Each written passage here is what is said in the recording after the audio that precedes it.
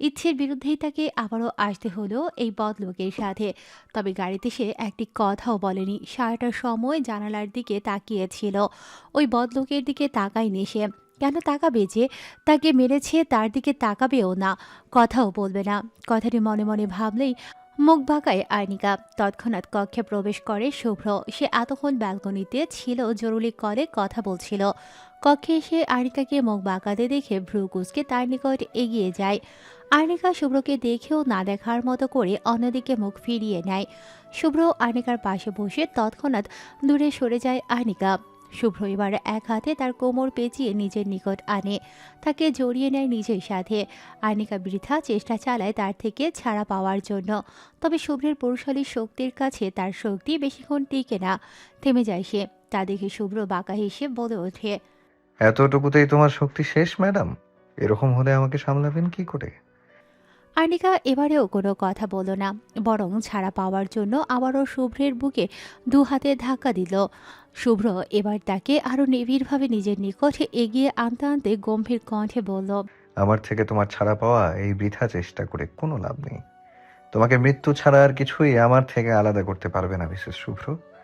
Arnica এ পর্যায়ে থেমে যায়। হাত পা স্থির হয়ে আসে। তার বুকের ভেতরে হৃৎপিণ্ডটা যেন তার হৃদস্পন্দন দ্বিগুণ বাড়িয়ে দিয়েছে। কি আছে এই ছোট্ট কথায় মিসেস শুভ্র? এই বাক্যে কেন তার হৃদ মাঝারে এমন অজানা অনুভূতি হচ্ছে? শুভ্র যেন বুঝলো তার অবস্থা। তাই তো সে তার এই অনুভূতির দাবানলকে বাড়িয়ে দিতে আর্নিকার কানের কাছে মুখ নিয়ে মোহময় কণ্ঠে বলে ওঠে, মিসেস শুভ্র, আপনি তো আমাকে বর হিসেবে মানেন না, কিন্তু আপনার হৃদস্পন্দন তো আলাদা কথা বলছে। আর্নিকা এবার নিজের সর্বশক্তি দিয়ে শুভ্রকে ধাক্কা দেয়। শুভ্রের হাতের বাঁধন আলগা থাকায় দূরে সরে যায় আর্নিকা। হঠাৎ আক্রমণে কিছুই বুঝতে পারে না শুভ্র। আপনি যদি আর একবার আমার কাছে আসার চেষ্টা করেন বা আমার সাথে কথা বলার চেষ্টা করেন তাহলে খুব খারাপ হবে বলে দিলাম। শুভ্রের দিকে আঙুল উঁচিয়ে রাগী কণ্ঠে বলল আর্নিকা। শুভ্র যেন মজা পেল তার কথায়, হেসে দিয়ে বলে উঠল, তা কি খারাপ হবে শুনি? আর্নিকা থমকালো কিছুটা, তবে শুভ্রকে বসতে না দিয়ে কণ্ঠে রাগ মিশিয়ে বলে ওঠে, আমি সবাইকে বলে দিব আপনি আমায় মেরেছেন। আর আমি আপনার নামে ডোমেস্টিক ভায়োলেন্স কেস করব। তখন বুঝবেন কত গমে কত আটা। শুভ্র এবারেও ভাবলেশীন ভাবে হেয়ালি কণ্ঠে বলে ওঠে, হ্যাঁ, তারপর? তারপর জেলে বসে গম আর আটার হিসেব করবেন। তা কি বলবেন শুনি? বলবো আপনি আমাকে জোর করে বিয়ে করেছেন। আবার আমাকে কথায় কথায় মারেন আপনি। শুভ্র এবারেও হেয়ালি কণ্ঠে বলল। হ্যাঁ, তারপর? আনিকার রাগ বাড়ছে ক্রমে ক্রমে। সে বুঝতে পেরেছে এই লোকের সাথে তর্ক করে লাভ নেই। এই বদলোকের সাথে পারবে না সে। তাই শুভ্রের দিকে কটমট করে তাকিয়ে বলে ওঠে, তারপর আমার মাথা আপনার মুন্ডু। কথাটি বলে এক মুহূর্ত থাকে না সেখানে, দৌড়ে কক্ষ থেকে বেরিয়ে যায়। সে আর এখানে এক মুহূর্ত থাকলে হয়তো এই বদলোক তাকে আবারও দু চারটা থাপ্পড় অনায়াসে মেরে দিত। কথাটি ভেবেই আর দাঁড়ায় না সেখানে। দৌড়ে শুভ্রতার কক্ষের দিকে এগিয়ে যায় সে। শুভ্র এখনো সোফায় বসে আর্নিকার যাওয়ার পানে তাকিয়ে আছে। সেদিক পানে তাকিয়ে মুচকি হেসে বলল, বোকা বউ। ভাবি, তুমি এখানে কিছু দরকার? আর্নিকা শুভ্রতার কক্ষে প্রবেশ করে, শুভ্রতা তখন খাওয়া দাওয়া করে রোমে এসেছে সবে। এখন একটি মুভি দেখার প্রস্তুতি নিচ্ছে সে। আর্নিকাকে দেখে মুস্কি হেসে বলে, আর্নিকা এতক্ষণের রাগ দমিয়ে রেখে মুস্কি হেসে বলল, দরকার ছাড়া কি আসতে পারি না? তা কেন পারবে না? অবশ্যই পারবে। হুম, সেটাই। আচ্ছা, তুমি কি করছো এখন? একটা মুভি দেখবো, তার জন্য বাবা ল্যাপটপ নিয়ে এসেছে, সেটাই সেট করছিলাম। ঠিক আছে তাহলে, আমিও তোমার সাথে দেখবো। আর্নিকার প্রস্তাবে শুভ্রতা খুশিতে গদগদ হয়ে বলল, ঠিক আছে, চলো দেখি। তুমি বসো, আমি মুভিটা চালু করছি। রাত তখন 12টার কাটায় সারা রুমে পায়চারি করছে শুভ্র, বা কখনো বিছানায় শুয়ে এপাশ ওপাশ করছে সে। তবে তার আখি জোড়ায় ঘুম ধরা দিচ্ছে না। কেমন যেন ফাঁকা ফাঁকা লাগছে, অস্বস্তি হচ্ছে তার। আর তার বেয়াদব বউ দিব্যি তার বোনের সাথে ঘুমিয়ে আছে। শুভ্রকেও তার মায়ের দ্বারা বলে দিয়েছে যে সে আজ শুভ্রতার ঘরে থাকবে। আর শুভ্রের হয়েছে যত জ্বালা। তার অভ্যাস হয়ে গেছে তার ছলনাময়ীকে নিজের বুকে নিয়ে ঘুমানোর। এখন সে কি করবে? না, এভাবে আর থাকা যায় না। শুভ্র বিছানা থেকে উঠে মোবাইল হাতে নেয়। রাত 12টা 15 বাজে। আর কোনো কিছু না ভেবে কল লাগায় শুভ্র তার ফোনে। একবার রিং হতে হতে কেটে যায় কলটি। তবে ওপাশ থেকে উত্তর আসে না। আরও একবার দুবার কল করে প্রায় 5বারের বার কল রিসিভ করে সুব্রতা ঘুমো ঘুমো কণ্ঠে বলে। হ্যালো, কে রে ভাই এই মাঝরাতে? কথা শেষ করতে পারে না সুব্রতা, তার আগেই ওপাশ থেকে গম্ভীর কণ্ঠে বলে ওঠে। 5 মিনিটের মধ্যে দরজা খোলো। শুভ্রের গম্ভীর কণ্ঠে ঘুম ছুটে যায় সুব্রতার। সে কান থেকে মোবাইল নামিয়ে সামনে নিয়েই ফোনের স্ক্রিনে দৃশ্যমান হয় ভাইয়া নামে সেভ করা নাম্বারটি। মিনিট দুয়েকের মধ্যেই তার কক্ষের দরজায় টোকা পড়ে। ধ্যান ভাঙে শুভ্রতার, দৌড়ে বিছানা থেকে নেমে দরজার নিকটে এগিয়ে যায় সে। দরজা খুলতেই দৃশ্যমান হয় এলোমেলো চুলে grey T shirt, black trouser পরিহিতা তার বড় ভাইয়ের ঘুমো ঘুমো চোখে তার দিকে এক পলক তাকিয়ে দরজা থেকে সরে গিয়ে শুভ্রের কক্ষে ঢোকার জায়গা দেয় সে। কোনো কথা না বলে সোজা সুব্রতার বিছানার এক কোণে গুটিসুটি মেরে শুয়ে থাকা আর্নিকার আস্তে করে কুলে তুলে নেয় শুভ্র। তারপর ঠিক যেভাবে কক্ষে এসেছিল ঠিক সেভাবে নিঃশব্দে কক্ষ হতে আর্নিকাকে নিয়ে বেরিয়ে যায় সে। নিজের কক্ষে এসে আর্নিকাকে বিছানায় শুইয়ে দিয়ে দরজা লাগিয়ে লাইট নিভিয়ে দিয়ে তার পাশে শুয়ে আর্নিকাকে নিজের বুকে আগলে নেয় শুভ্র। আর্নিকাও তার বুকের সাথে জড়িয়ে ধরে থাকে। শুভ্রের এবার শান্তি লাগে। আর্নিকার কপালে থাকা চুলগুলো ডান হাতের সাহায্যে কানের নিচে গুজে দিয়ে কপালে গভীরভাবে অশ্রুজোড়া ছুঁয়ে দিয়ে বলল, আমার শান্তি তুমি, আমার অশান্ত মনের প্রশান্তের ঢেউ তুমি, যাকে দেখলে আমার হৃদয়ে প্রশান্তির ছায়া নেমে আসে, প্রতিটি হৃদস্পন্দন নতুন রূপে সাজে, সেই ছলনাময়ী তুমি। নিস্তব্ধ রাত্রি, চারিদিকে এক অদ্ভুত নিস্তব্ধতা। পুরো শহর যেন নিশ্চুপ হয়েছে, কোথাও কোনো জঞ্জাল নেই, নেই কোনো কোলাহল। রাস্তায় আর গাড়ি ঘোড়ার ভিড় নেই, শুধু মাঝে মাঝে কয়েকটি প্রাইভেট কার দ্রুত গতিতে চলে যাচ্ছে আপন বেগে। নিস্তব্ধতা যেন রাতের অন্ধকারকে গ্রাস করে নিয়েছে। তবে এই নিস্তব্ধতাকে ভেঙে দিয়ে মাঝে মাঝেই কয়েকটি কুকুর ঘেউ ঘেউ করে আওয়াজ তুলে বেড়াচ্ছে। চারিদিকে নিশ্চুপ, যেন মানুষের সাথে সাথে শহরটিও গভীর ঘুমে আচ্ছন্ন। তবে সবাই গভীর ঘুমে আচ্ছন্ন হলেও আখিপল্লবে ঘুমের রাজ্য ধরা দেয়নি একপাক্ষিক ভালোবাসার দহনে দহিত এক কন্যার। কি করেই বা ঘুমোবে সে, যখন থেকে জানতে পেরেছে তার প্রণয় পুরুষ অন্য কারো প্রণয়ে আচ্ছাদিত, তবে থেকেই তার সব কিছু অসহ্য লাগছে, কেমন যেন অসহায় লাগছে। নিজেকে কিছুতেই সামলাতে পারছে না ঈশা। কালকে সে এক চরম সত্য জেনেছে, যা তার এতদিনের ক্ষুদ্র ক্ষুদ্র স্বপ্ন নিয়ে গড়ে তোলা হাজারো স্বপ্নকে নিমিষেই শেষ করে দিয়েছে। কাল ঈশা তাদের বাড়িতে পৌঁছানোর পর সবকিছু ভালোই চলছে। রিহান, রুহানি এদের সাথে আগের থেকেই চেনা পরিচিত থাকায় বেশ ভালোই দিন কেটেছে তার। তবে বিকেলের দিকে যখন অনিককে ছাদে যাওয়ার জন্য তার কক্ষে গিয়েছিল তাকে ডাকতে, সেই সময় সে শুনতে পায় অনেক কারোর সাথে কলে কথা বলছে। অপর পাশের ব্যক্তিটির কথা না শুনলেও অনেকের কথা স্পষ্ট শুনেছে সে, যেখানে অনেক কাউকে বলছে, আমি ওকে ভালোবাসি, নিজের থেকেও বেশি ভালোবাসি তাকে আমি। খুব শীঘ্রই তাকে নিজের করে নেব আমি।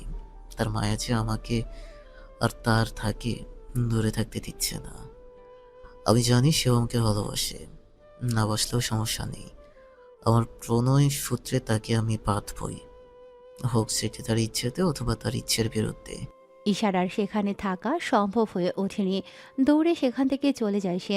কোনো মতে নিজেকে একটু স্বাভাবিক করে আর্নিকা ও বাকি সবার থেকে বিদায় নিয়ে চলে আসে বাড়িতে। শেষবারের মতো আর অনিকের সাথেও দেখা করে না সে। অনিকের কথা শোনার পর থেকেই যেন তার হৃদয়ে কেউ ক্রমাগত ছুরির আঘাত করছে। সব কিছুতে দম বন্ধ লাগছে তার। সেই যে এসে নিজের কক্ষে ঢুকেছিল সেদিন আর কক্ষ থেকে বের হয়নি সে। আজ সারাদিনও বেশিরভাগ সময় কক্ষেই ছিল ঈশা। কান্না করতে করতে চোখ ব্যথা হয়ে গেছে, আখিজোড়া জলশূন্য হয়ে গেছে। এই মুহূর্তে অসম্ভব জ্বালা করছে সেগুলি। অনেকের প্রতিটা বাক্য তার হৃৎপিণ্ডে বিষাক্ত তীরের ন্যায় বিচ্ছে। তার বিশ্বাস হচ্ছে না তার প্রণয় পুরুষ অন্য কারো প্রণয়ে আচ্ছাদিত হতে পারে। একপাক্ষিক ভালোবাসাগুলো যত সুখকর ঠিক ততটাই হৃদয় বিদারক। কথাগুলো ভেবেই আবার কেঁদে ওঠে ঈশা, কাঁদতে কাঁদতে বলে, আমাকে কেন ভালোবাসলেন না অনেক ভাই? কেন অন্যের প্রণয়ে আচ্ছাদিত হলেন আপনি? আমি কি এখনো পর্যন্ত নিজের এই একপাক্ষিক অনুভূতির কথা না বলে খুব বেশি ভুল করে ফেলেছি? তার জন্যই কি আপনি অন্য কারোর প্রণয়ে জড়িয়ে গিয়েছেন? অন্য কারোর মায়ায় আপনি আটকিয়েছেন? আবারও কিছুক্ষণ কান্না করার পর হুট করেই বসা থেকে উঠে দাঁড়ায় ঈশা। এই পুরো সময়টা সে তার ঘরের বারান্দায় দেয়ালের পিঠ ঠিকই কাঁদছিল, হাঁটুতে মুখ লুকিয়ে। সে উঠে দাঁড়িয়ে দু হাত দিয়ে চোখের জল মুছে শক্ত কণ্ঠে বলল, কোনোদিনও আপনার সামনে যাব না অনেক ভাই। আপনি নিজের প্রণয় বিজ্ঞানীকে নিয়ে সুখে থাকেন। আমি আর আপনার জীবনে হস্তক্ষেপ করব না। কথাটি বলতে বলতেই আবারও গলা ধরে আসে ঈশার। শেষের কথাগুলো কেমন যেন কান্না ভেজা কণ্ঠস্বর শোনালো। হয়তো বহু কষ্ট যন্ত্রণা কান্না চেপে উপরিক্ত কথাগুলো বলেছে সে। পূর্ব আকাশে নতুন সূর্যোদয়, নীলাম্বর আকাশে সোনালি আলোর আভা ছড়িয়ে ছিটিয়ে আছে। সেই আলোর এক টুকরো আভা জানালার কাছ ভেদ করে আর্নিকার চোখে এসে পড়ে। বিরক্তিতে কপাল কুঁচকায় আর্নিকা। অন্য পাশ ঘুরে শোয়ার চেষ্টা করতেই বুঝতে পারে কেউ তাকে আষ্টে পিষ্টে জড়িয়ে ধরে আছে। বিরক্তির আরেক ধাপ পেরিয়ে যায় আর্নিকার। ঘুম ঘুম ভাব নিয়ে পিট করে আখিজোড়া খুলে চারদিকে তাকায় সে। বুঝতে পারে নিজের অবস্থান। তাকে এভাবে জড়িয়ে ধরা মানুষটা কে তাও বুঝতে পারে। কিছু সময় অতিবাহিত হতেই তার মনে পড়ে সে তো শুভ্রতার কক্ষে ঘুমিয়েছিল কাল, তাহলে এখানে আসলো কি করে। তারপরে আস্তে আস্তে মনে পড়ে এই বদলোক তাকে জড়িয়ে ধরে আছে যে তাকে মেরেছিল। মুহূর্তেই শুভ্রের বাহুবন্ধন থেকে ছাড়া পাওয়ার জন্য ছটফট করতে লাগলো আর্নিকা। কিয়ৎক্ষণ সময় অতিবাহিত হতেই প্রতিবারের ন্যায় এবারেও শুভ্রের শক্তির কাছে হার মেনে নিল সে। লম্বা শ্বাস নিয়ে নিজেকে ধাতস্থ করে আর্নিকা। তৎক্ষণাৎ তার মাথায় আসে শয়তানি বুদ্ধি। তাকে জড়িয়ে ধরা এবার বোঝাবে এই বদলোককে। বা হাতের বড় বড় নখের দ্বারা খামছে ধরে শুভ্রের বাহু, যা তার কোমর পেঁচিয়ে তাকে শুভ্রের প্রশস্ত সিনায় মিশিয়ে নিয়েছে। তার সাথে শুভ্রের কানের কাছে মুখ নিয়ে এক প্রকার চিল দিয়ে বলে, এই বদলোক উঠুন বলছি, আমাকে ছাড়ুন। ঘুমের মাঝেই বাহুতে জ্বলন অনুভব করে ও আর্নিকার চিৎকারে এক প্রকার ধরফরিয়ে উঠে বসে শুভ্র। ঘুম জড়ানো আতঙ্কিত কণ্ঠে বলে। কি কি হয়েছে? শুভ্রের এমন আতঙ্কিত ভাব দেখে হাসি পেল আর্নিকার। তবে সে হাসল না, হাসি দমিয়ে রেখে রাগী কণ্ঠে বলল, আমি এখানে কি করে আসলাম? এতক্ষণে পুরো ঘটনা বুঝতে পারল শুভ্র। এই মেয়ে যে ইচ্ছে করে এমন করেছে তা বেশ বুঝতে পারছে সে। শুভ্র গম্ভীর কণ্ঠে বলল, এই জন্য সকাল সকাল এভাবে চিল্লি করছিলে, ইডিয়েট? একদম আমায় ইডিয়েট বলবেন না। হিয়ালি কণ্ঠে শুভ্র বলল। ইডিয়েট কে ইডিয়েট বলবো না তো কি বলবো? শুভ্রের হিয়ালি কণ্ঠে রাগটা যেন আরও বেড়ে যায় আর্নিকার। দ্বিগুণ রাগ নিয়ে বলে, চুপ করুন আপনি, আর কথা ঘোরানোর চেষ্টা করবেন না। আগে বলুন আমি এখানে কি করে আসলাম? তুমি কি করে আসলে সেটা আমি জানবো কি করে? আপনি ছাড়া কে জানবে? জানতে চাও কিভাবে আসলে? হ্যাঁ। তুমি ঘুমের ঘরে হেঁটে হেঁটে এসেছিলে।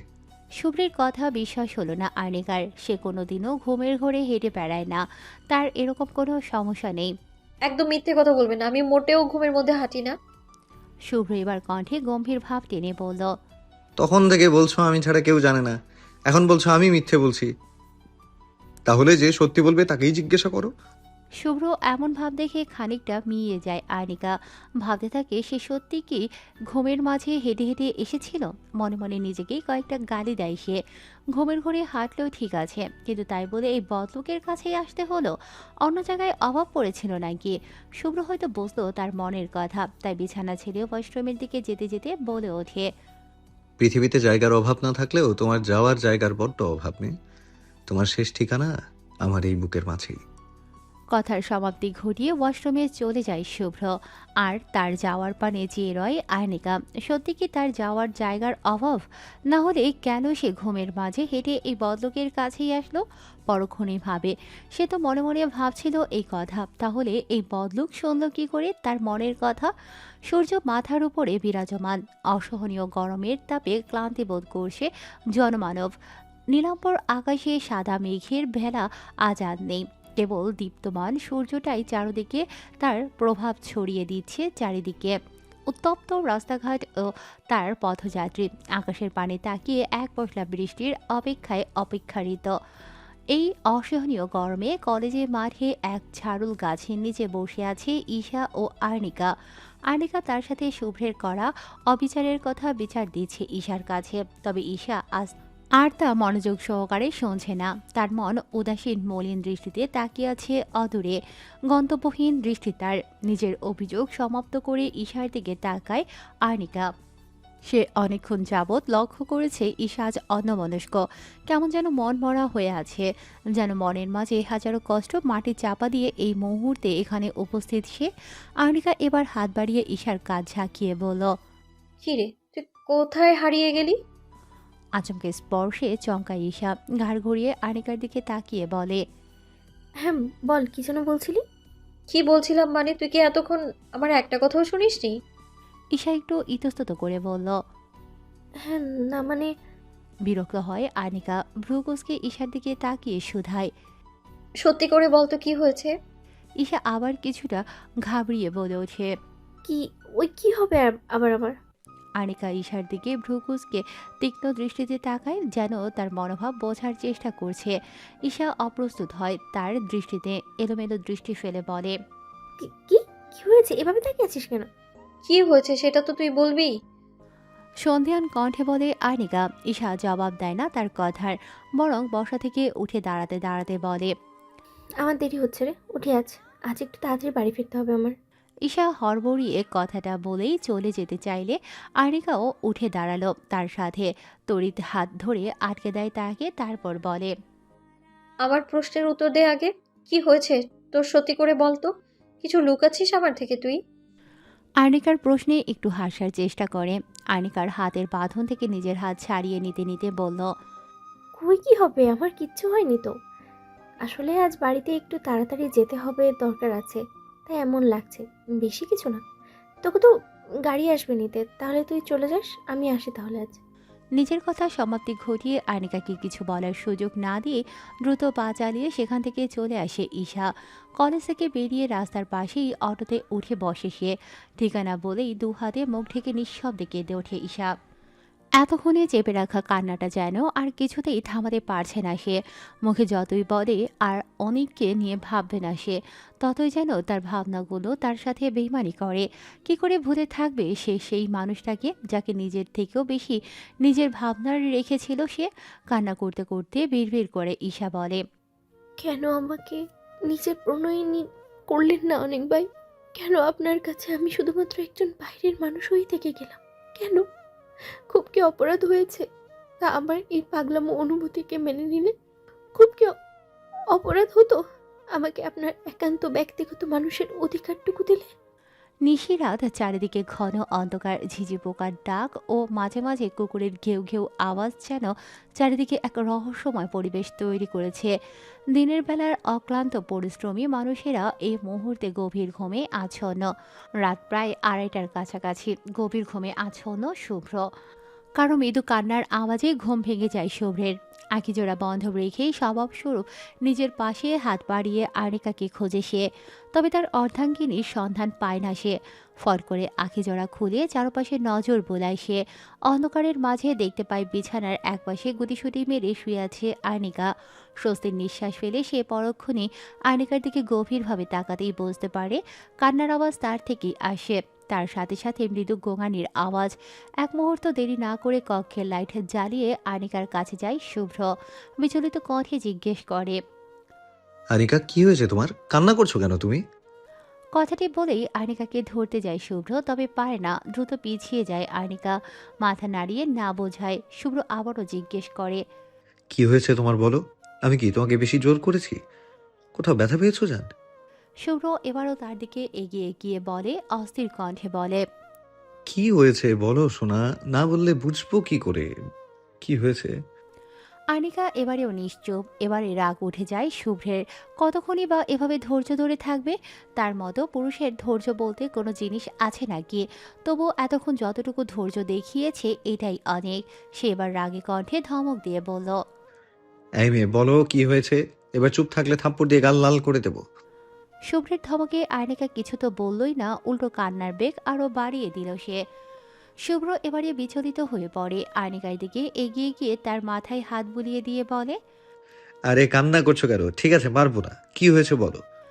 আনিকা এবারেও নিশ্চুপ। শুভ্র থেকে দূরে সরতে চাইল সে, তবে শুভ্র দিল না। তার বাহু ধরে নিজের কাছে নিয়ে আসলো, গম্ভীর কণ্ঠে বলল। আমার থেকে দূরে যাওয়ার বৃথা চেষ্টা না করে কি হয়েছে সেটা বলো। কথাটি বলে আনিকার দিকে তীক্ষ্ণ দৃষ্টিতে তাকালো শুভ্র। দেখলো আনিকা এক হাতে পেট চেপে অপর হাতে বিছানার চাদর খামচে ধরে আছে। ভ্রুজুরা কুঁচকে নেয় সে। কিয়ৎক্ষণ সময় নিয়ে কিছু ভাবল শুভ্র। তারপর শীতল দৃষ্টিতে আনিকার দিকে এক পলক তাকিয়ে কক্ষ হতে বেরিয়ে যায় সে। শুভ্র বেরিয়ে যেতেই হাঁপ ছেড়ে বাঁচে যেন আনিকা। পরক্ষণে পেট ব্যথায় কুঁকড়ে ওঠে সে।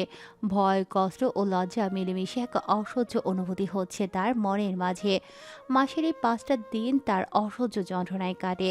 তবে সেটা সব মাসেই না, হুট করেই কোনো এক মাসে এই অসহনীয় যন্ত্রণা সহ্য করতে হয় তার। বাড়ি থেকে ফেরার সময় তার প্রয়োজনীয় সব কিছুই সে নিয়ে এসেছিল, তাই কোনো সমস্যা হয়নি। কিন্তু এই অসহনীয় ব্যথা কোনোভাবেই সহ্য করতে পারছে না আর্নিকা। এক হাতে পেট চেপে ধরে দন্ত দ্বারা নিম্ন অস্ত্র আঁকড়ে ধরে আছে আর্নিকা। বন্ধ আখিজোড়া হতে অগণিত অশ্রুকণা গড়িয়ে পড়ছে তার। প্রায় মিনিট 10 পর তলপেটে উষ্ণ ভাব অনুভব করে আর্নিকা। আখিজোড়া মেলে সামনে তাকাতেই নজরে আসে শুভ্রের চিন্তিত মুখবিবর। হাতে তার আর্নিকার প্রয়োজনীয় কিছু জিনিস ও হট ওয়াটার ব্যাগ, যা এই মুহূর্তে আর্নিকার তলপেটে স্থান পেয়েছে। মাথা নিচু করে দৃষ্টি নামিয়ে নেয় আর্নিকা। লজ্জায় তার সর্বাঙ্গ কেঁপে উঠছে বারংবার। ভয় আর লজ্জায় কিয়ৎক্ষণের জন্য ভুলে গেলে ব্যথার কথা। দূরে সরে যেতে চাইল শুভ্রর থেকে, তবে পারল না। শুভ্রের কথায় থেমে গেল সে। শুভ্র তার হাতে থাকা প্যাকেটটি আর্নিকার দিকে এগিয়ে দিয়ে স্বাভাবিক কণ্ঠে বলল, ওয়াশরুমে যাওয়ার প্রয়োজন হলে যেতে পারো, এখানে তোমার প্রয়োজনীয় সবকিছু আছে। এবার যেন লজ্জায় মরে যেতে ইচ্ছে করছে আনিকার। এই মুহূর্তে সে আল্লাহর কাছে একটাই দোয়া করছে, মাটি ফাঁক হয়ে যাক আর সে সেখানে লাফ দিয়ে এই লজ্জা থেকে বেঁচে যাক। এই বদলোককে এই যত দরদ দেখাতে কে বলেছে, সেটাই সে বুঝতে পারছে না। ওয়াশরুমে যেতে পারবে নাকি আমি নিয়ে আসবো?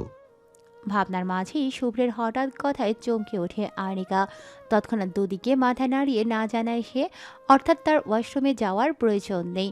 শুভ্রের রাগ হয় এ পর্যায়ে, তবে আর্নিকার অবস্থার কথা ভেবে রাগ দমন করে শক্ত কণ্ঠে বলে ওঠে, মুখ নেই তোমার, কথা বলতে পারো না?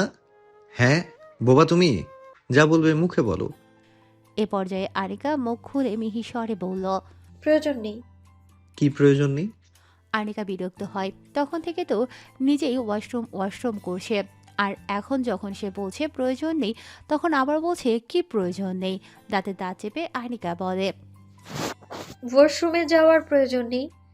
হুঁশিয়ারি কণ্ঠে বলল শুভ্র। আর্নিকা দুদিকে মাথা নাড়ায়, অর্থাৎ সে এবার থেকে কথার জবাব দেবে। আর এই কাজে বিরক্ত হয় শুভ্র, কণ্ঠে বিরক্ত ভাব নিয়ে বলে, মুখে বলো। এরপর থেকে জবাব দেব। ঠিক আছে, আর শোনো, এগুলো নর্মাল, তাই আমার সাথে ফ্রি হওয়ার চেষ্টা করো। আমি তোমার বর, বাইরের কেউ না। কোনো কিছু দরকার হলে আমাকেই বলবে সবার আগে। শুভ্রের কণ্ঠে অধিকার বোধ, তাতে যেন একটু অবাক হলো আর্নিকা। অস্বস্তি ভাব নিয়েই জবাব দিল। ঠিক আছে। শুভ্র এবার তার হাতের প্যাকেটটা ডয়ারে রেখে পেন কিলারের একটি ট্যাবলেট, এক গ্লাস জল আর্নিকার সামনে ধরল। আর্নিকা আরো এক ধাপ অবাক হয়ে শুভ্রকে দেখছে। এটা খেয়ে নাও, ব্যথা কমে যাবে। আর্নিকা নিল না, দুদিকে মাথা নাড়িয়ে বলল, আমি পেইন কিলার খাই না, এটা খাওয়া ভালো না। শুভ্র আর্নিকাকে আশ্বস্ত করে বলে। এটা খেয়ে নাও, এটা ভালো, কোনো সাইড এফেক্ট হবে না। আর্নিকা ভরসা পেল। এই ব্যথা আর সহ্য হচ্ছে না তার, তাই শুভ্রের হাত থেকে ট্যাবলেটটা নিয়ে খেয়ে নিল সে। জলের গ্লাসটা আর্নিকার হাত থেকে নিয়ে বিছানার পাশে টেবিলে রাখল শুভ্র। তারপর লাইট অফ করে আর্নিকার পাশে আধশোয়া হয়ে বসে আর্নিকাকে নিজের বুকে টেনে নিল। আর্নিকার মাথায় হাত বুলিয়ে দিয়ে নরম স্বরে বলল, মাথায় হাত বুলিয়ে দিচ্ছি, ঘুমাও। আর্নিকা আজ আর না করল না। এই মুহূর্তে শুভ্রের বুকে থাকতে তার ভালো লাগছে। হট ওয়াটার ব্যাগ পেটে দেওয়াতে বেশ আরাম লাগছে আর্নিকার। শুভ্র এক হাতে তার পেটে ব্যাগটা আলতোভাবে চেপে ধরে আছে ও অন্য হাতে তার মাথায় হাত বুলিয়ে দিচ্ছে। হৃদয় মাঝে কেমন যেন এক অজানা অনুভূতি হচ্ছে আর্নিকার। তার সাথে একরাশ লজ্জা এসে ভর করেছে তার মাঝে। শুভ্রের বুকে মাথা রেখে আখিজোড়া বন্ধ করে নেয় আর্নিকা। সমস্ত ব্যথা ভুলে ঠোঁটের কোণে মিষ্টি হাসি নিয়ে মনে মনে ভাবে, মানুষটা বদলোক হলেও একটু ভদ্রলোকও আছে তার মাঝে। যতটা খারাপ ভেবেছিলাম ততটা খারাপ না। ঘড়ির কাঁটায় সকাল 8টা 5। খানবাড়ির প্রত্যেকে নাস্তা করতে বসেছে সবে। সুমি খান স্বামী ও মেয়েকে নাস্তা এগিয়ে দিয়েছেন। সাহিল খান নাস্তা করতে করতে মেয়ের সাথে কথা বলছেন। তাদের কথার মাঝেই সেখানে উপস্থিত হয় শুভ্র।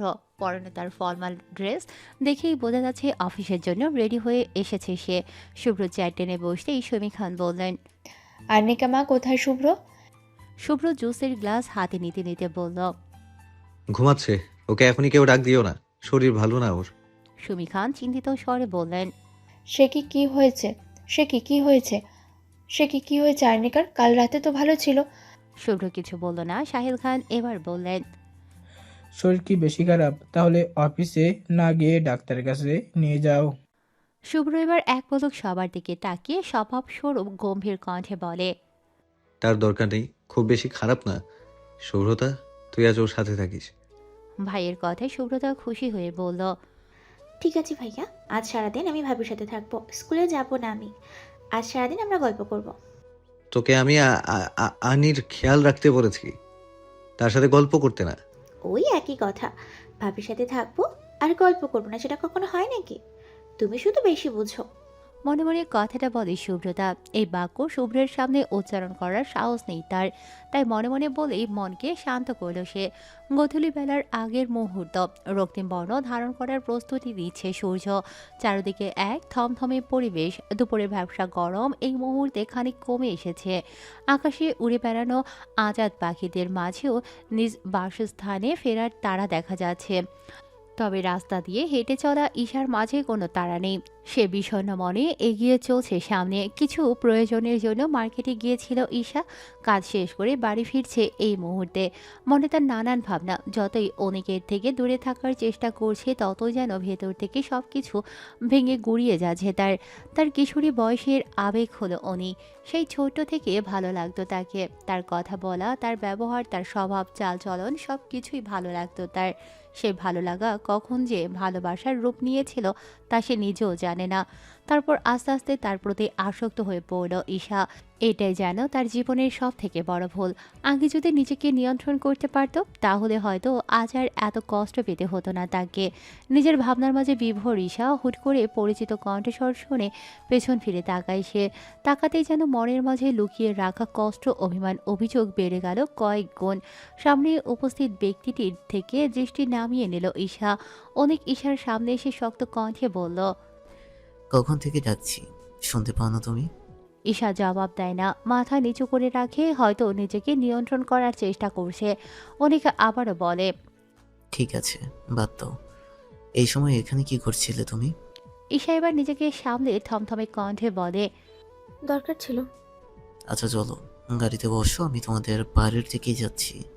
অনেকের এই কথায় অন্য দিন হলে হয়তো খুশিতে গদগদ হয়ে গাড়িতে উঠে বসতো ঈশা। তবে আজ আর এমন কিছুই করল না সে, বরং শক্ত কণ্ঠে বলল, যাব না আমি। যাবে না মানে? এই সময় বাড়িতেই তো যাবে নাকি তাহলে? আপনার সাথে যাব না। অনেকে এবার অবাক হয়ে বলে, আমার সাথে যাবে না মানে? আপনার সাথে যাব না মানে যাবে না, আমি হেঁটে যেতে পারবো। বেশি করছো কিন্তু, তাড়াতাড়ি গাড়িতে উঠে বসো। গম্ভীর কণ্ঠে বলল অনেক। ঈশা শুনে না তার কথা, কপট রাগ দেখিয়ে বলে, আমার সাথে আমার উপরে একদম জোর খাটাতে আসবেন না। আপনি আপনার প্রণয়িনীর কাছে গিয়ে জোর খাটান। আর একবার আমাকে বিরক্ত করলেন না, খারাপ হয়ে যাবে বলে দিলাম। কথাটি বলে আর এক মুহূর্ত দাঁড়ায় না ঈশা, দ্রুত পায়ে সেখান থেকে চলে আসে সে। এতক্ষণের আটকে রাখা অশ্রুকণা গড়িয়ে পড়ে গাল বেয়ে। হাতের উল্টো পিঠে সন্তর্পণে তা মুছে নেয় ঈশা। অন্যদিকে অনেক অবাক হয়ে তাকিয়ে আছে তার যাওয়ার পানে। ব্যাপারটা কি হলো সে বুঝতে পারছে না। ঈশার এমন অদ্ভুত ব্যবহার তার কাছে গ্রহণযোগ্য মনে হলো না। এই মেয়েটাকে সম্পূর্ণ অপরিচিত লাগছে তার কাছে।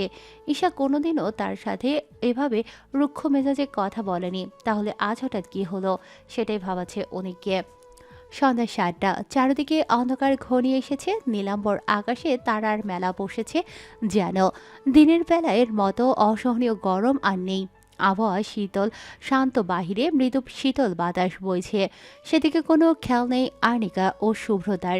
তারা ব্যস্ত চিপস খেতে খেতে টিভিতে মুভি দেখায়। এমন দৃশ্যই অফিস থেকে বাড়ি ফিরে দেখতে পেল শুভ্র। মেজাজ খারাপ হলো তার। এই ইডিয়ট বউকে নিয়ে কি করবে সে? দুদিন আগেও পেটে ব্যথায় কান্নাকাটি করে একাকার করলো, আর আজকেই সে এই সব হাবিজাবি আনহেলদি খাবার খাচ্ছে। দ্রুত পা ফেলে আনিকাদের দিকে এগিয়ে গেল শুভ্র। আনিকা তখন মুভির দিকে মনোনিবেশ করে প্যাকেট থেকে আর একটা চিপস উঠিয়ে মুখে নেবে। তার আগেই কেউ এসে এক ঝটকায় তার হাতের চিপস নিয়ে নিল। ভ্রুকুচকে মাথা উঁচিয়ে তাকায় আনিকা, নজরে আসে শুভ্রের রাগী দৃষ্টি। আনিকা কিছু বলার আগেই শুভ্র ধমক দিয়ে বলল, ইডিয়েট, এই সময় এই আনহেলদি খাবার কেন খাচ্ছ? খাওয়ার মাঝে বেঘাত ঘটায় বিরক্ত হয় আনিকা, বিরক্ত কণ্ঠে বলে, আমার ইচ্ছে হয়েছে তাই খাচ্ছি, তাতে আপনার কি? দিন আমার চিপস দিন। কথাটা বলেই শুভ্রের থেকে চিপসের প্যাকেটটা নিতে চায় আয়নিকা, তবে পারে না। তার আগেই শুভ্র হাত উঁচু করে নেয়। আয়নিকা এবার সোফা থেকে উঠে দাঁড়িয়ে প্যাকেট নেওয়ার চেষ্টা করে। শুভ্রের মেজাজ খারাপ হয়, ধমক দিয়ে বলে, স্টপ ইডিয়েট, আর একবার যদি এই সবের দিকে হাত বাড়াও থাপ্পড় দিয়ে গাল লাল করে দেবো। কথাটি বলে চিপসের প্যাকেট ড্রয়িং রুমের কোনায় রাখা ডাস্টবিনে ফেলে দিয়ে সিঁড়ি বেয়ে উপরে নিজ কক্ষে চলে যায় শুভ্র। আয়নিকা ক্ষিপ্ত চোখে তার যাওয়ার পানি তাকিয়ে আছে। ভাইয়া মনে হয় খুব রেগে আছে ভাবি। পাশ থেকে ভয়ার্ত কণ্ঠে কথাটা বলে ওঠে শুভ্রতা। সে এতক্ষণ যাবৎ চুপচাপ বসে শুভ্র ও আনিকার কাণ্ড দেখছিল আর ভাবছিল মানতেই হবে তার ভাবি সাহসী আছে, না হলে কি আর শুভ্রের সাথে এভাবে গলাবাজি করতে পারতো, যেখানে শুভ্রের ধমক শুনে সে নিজেই ভয় পেয়ে গিয়েছে। সুব্রতা চিপস দাও, আমি খাবো। শুভ্রতার কথা সম্পূর্ণরূপে অগ্রাহ্য করে শক্ত কণ্ঠে কথাটি বলে ওঠে আনিকা। শুভ্রতা এবার সতর্ক দৃষ্টিতে তার দিকে তাকিয়ে বলে, ভাইয়া শুনলে কেলেঙ্কারি কাণ্ড হয়ে যাবে ভাবি। আমি ভয় পাই নাকি তোমার ভাইকে? না, সে কথা শেষ করতে পারে না শুভ্রতা, তার আগেই উপর থেকে শুভ্রের গম্ভীর কণ্ঠ ভেসে আসে।